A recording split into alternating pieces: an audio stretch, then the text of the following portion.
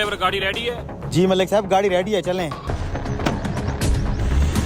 रुको, ये गाड़ी इतनी भारी क्यों हो रही है? शायद किसी टायर में मसला है, उतर के देखना पड़ेगा।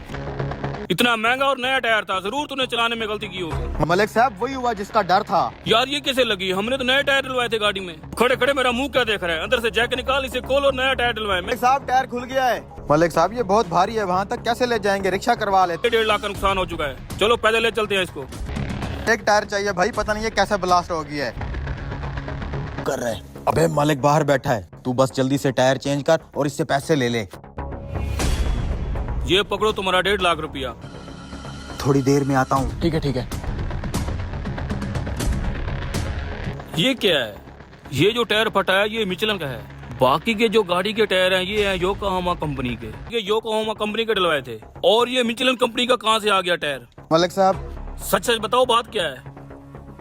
बताता हूँ। मैं आज उस टायर वाले के पास बैठा था, ऐसे बातों बातों में मैंने उसे बताया कि मलिक साहब ने मुझे 4 महीने से तनख्वाह नहीं दी, जब भी मांगता हूँ ऐसे टाल देते हैं। तो उस टायर वाले ने मुझे कहा कि जब घी सीधी उंगली से ना निकल रहा हो तो उंगली टेढ़ी करनी पड़ती है। और ईमान आदमी नहीं हूँ मलिक साहब, बस अपनी तनख्वाह निकलवाने के लिए ये सब किया है।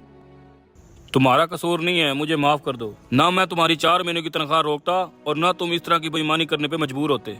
जल्दी से ये टायर फिट करो और अपनी सारी तनख्वाह आके ले जाओ।